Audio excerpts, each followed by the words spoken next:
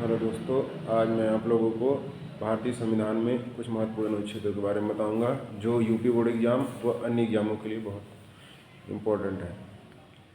तो वैसे तो जानते हो आप लोग, भारतीय संविधान में 395 अनुच्छेद हैं, लेकिन कुछ इम्पोर्टेंट अनुच्छेदों के बारे में हम वर्णन करेंगे। जैसे कि पहला अनुच्छेद है, भारत राज्यों का संघ है।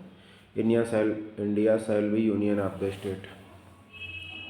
भारतीय संविधान के संबंध में यूनियन शब्द का प्रयोग किया गया है, जबकि अमेरिका में इसके लिए फेडरेशन शब्द का उपयोग किया गया है।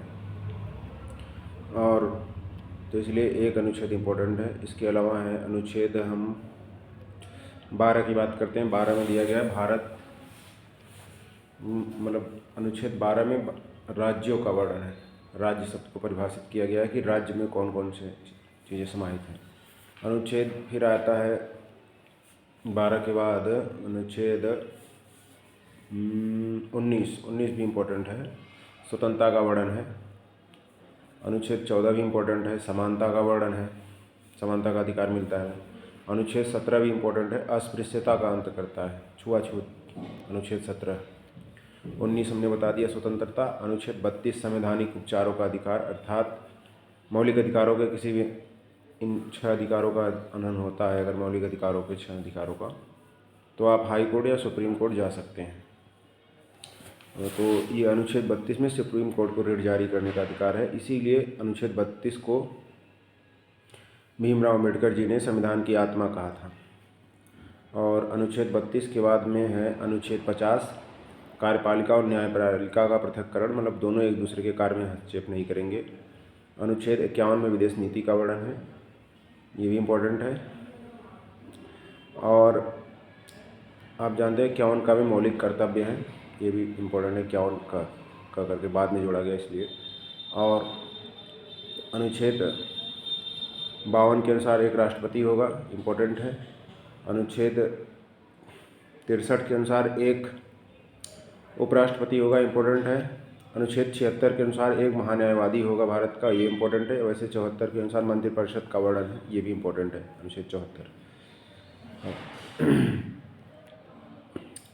अनुच्छेद अब 80 है, अनुच्छेद 80 है। अनुच्छेद 80 में राज्यसभा का वर्णन है। अनुच्छेद 81 में लोकसभा का वर्णन है, दोनों इम्पोर्टेंट है।